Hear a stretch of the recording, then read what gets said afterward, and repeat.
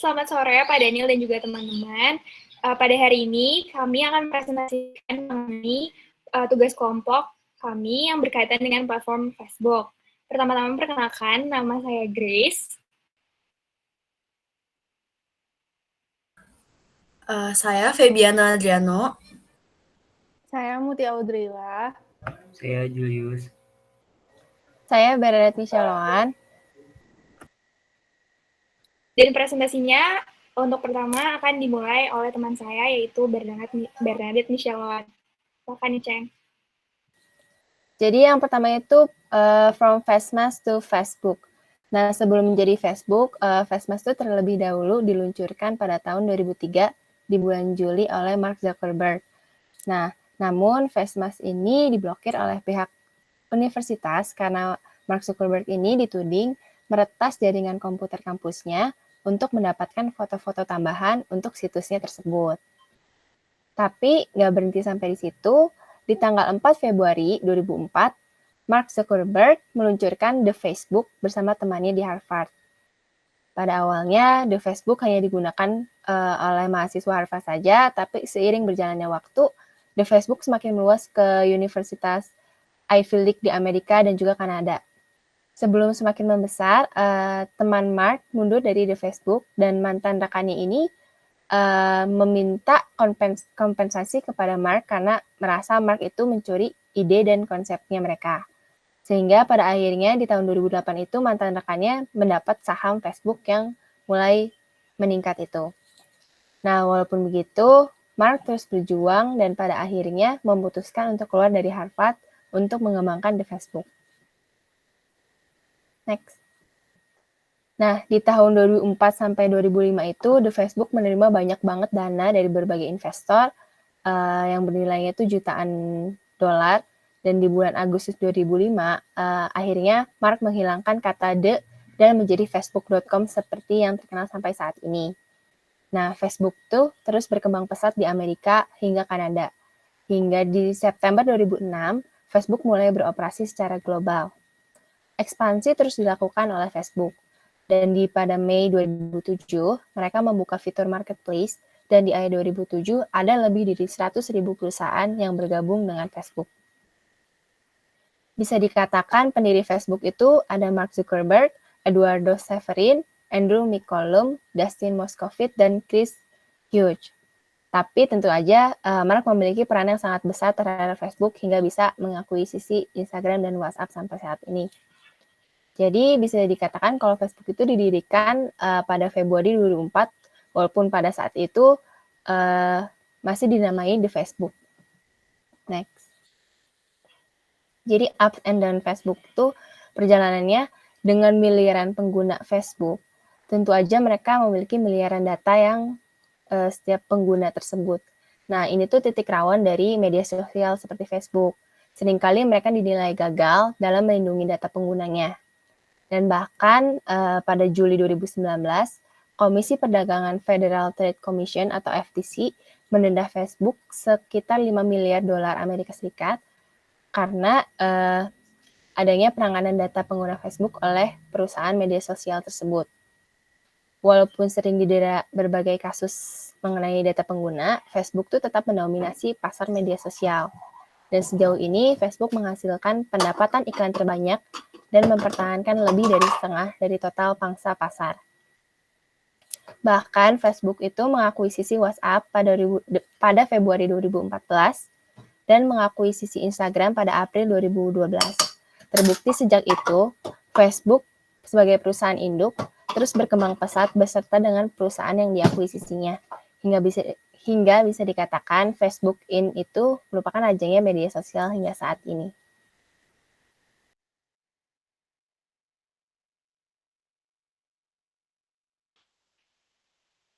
Berikutnya saya akan menjelaskan mengenai fitur-fitur yang ada di Facebook. Tentunya sejak awal Facebook didirikan sampai hingga saat ini terdapat banyak pengembangan dan juga tambahan fitur-fitur yang terdapat di Facebook. Berikut merupakan beberapa fitur-fitur yang ada di Facebook. Yang pertama adalah fitur posting, like, dan juga share. Seperti yang kita ketahui, seperti di platform baik Instagram pula, sama dengan halnya Instagram, Facebook juga memiliki fitur posting, like, dan share, di mana para pengguna dapat memposting foto dan video, serta pengguna juga dapat like postingan orang atau teman atau followers yang diikutinya, dan dapat membagikan postingan tersebut ke orang lain. Fitur yang kedua adalah Facebook Live, di mana fitur ini merupakan salah satu fitur terbaru yang dimiliki oleh Facebook. Fitur ini memungkinkan para penggunanya untuk melakukan siaran video secara real time.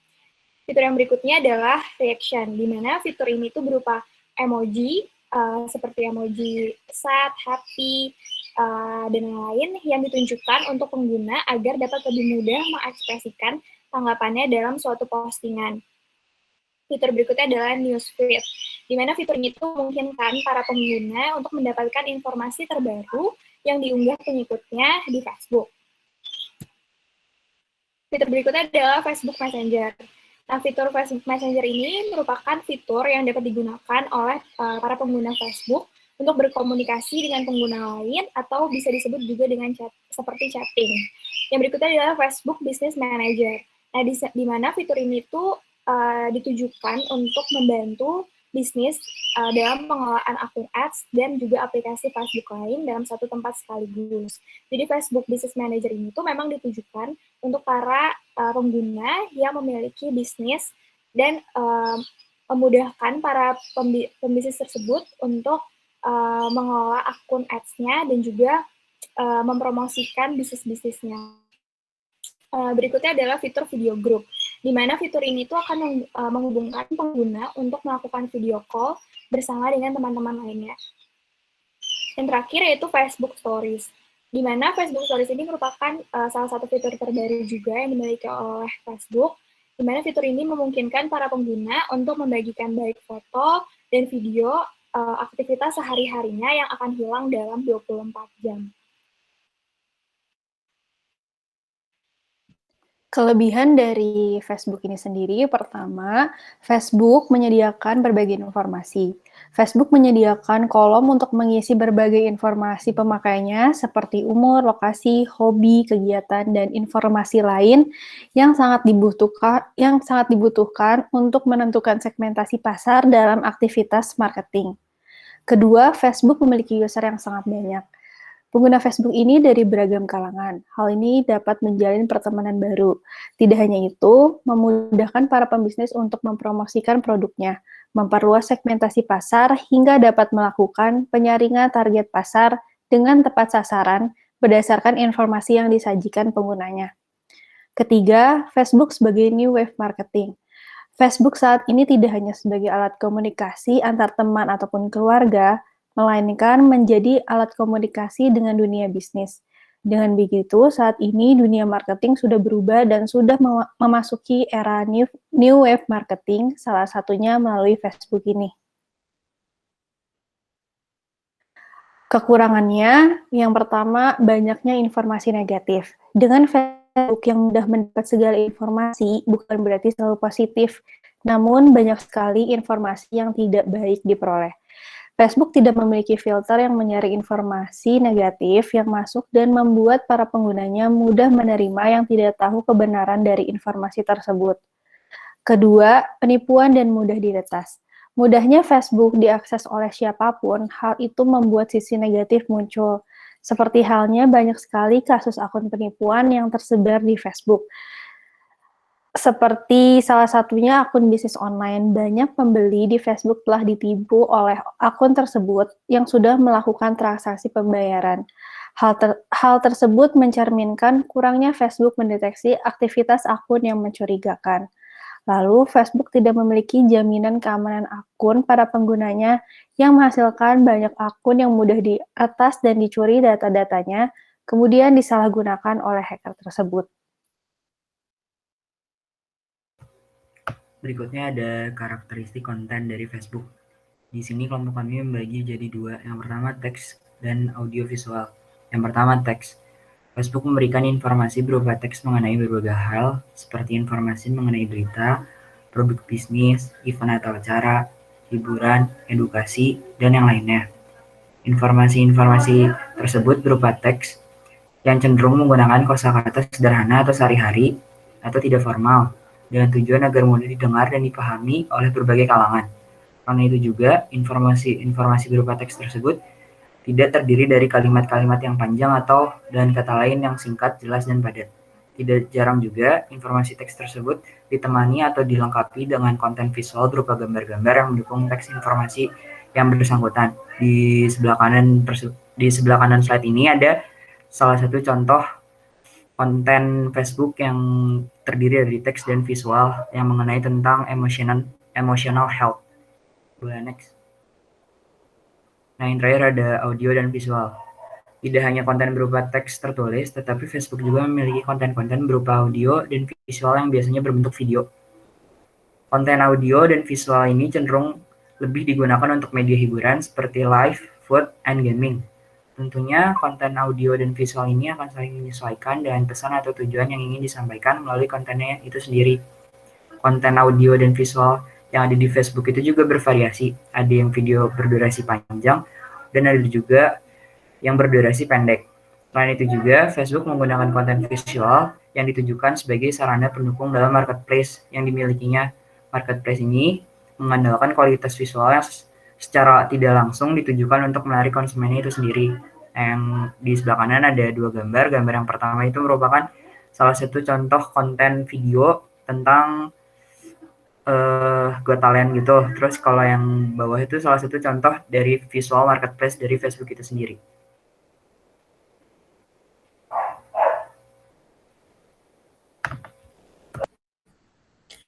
Oke, selanjutnya saya akan menjelaskan tentang contoh pemakaian dalam dunia bisnis dan pengukuran efektivitasnya. Next slide.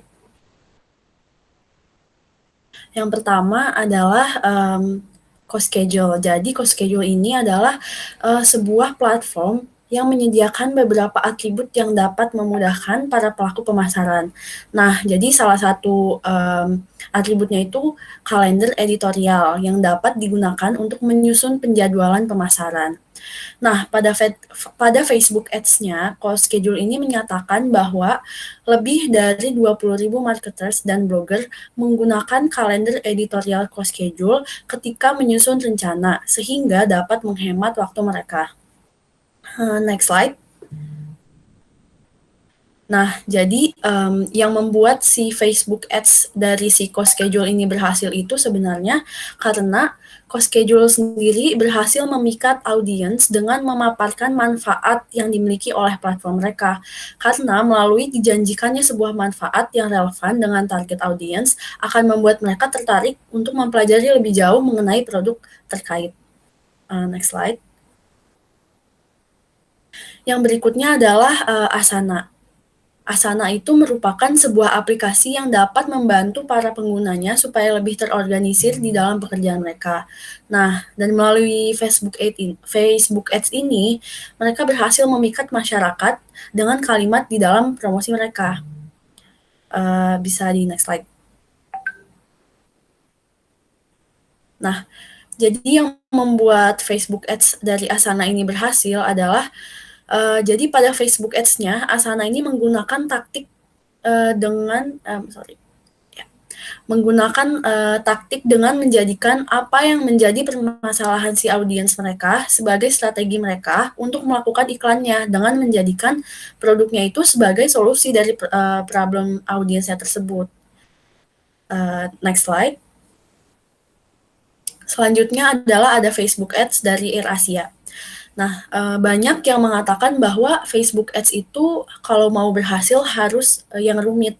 Tapi ternyata AirAsia ini berhasil menepis hal-hal tersebut dengan membuat sebuah advertising yang simple dan efektif. Bisa di next slide. Nah, jadi yang membuat Facebook Ads AirAsia ini berhasil adalah karena kalimatnya yang simple. Justru jadi karena kalimat yang simple ini, Facebook Ads dari AirAsia ini mudah diingat oleh masyarakat. Kemudian visualisasinya dengan warna yang cerah mampu membuat audiens berhenti dan tertarik dengan apa apa yang ditampilkan pada ads ini. Ditambah AdAsia juga menggunakan kata-kata seperti free dan menggunakan jangka waktu tertentu yang membuat masyarakat menjadi bersemangat untuk meninjau iklan ini lebih jauh. Bisa di next. Ya, sekian dari kelompok kami.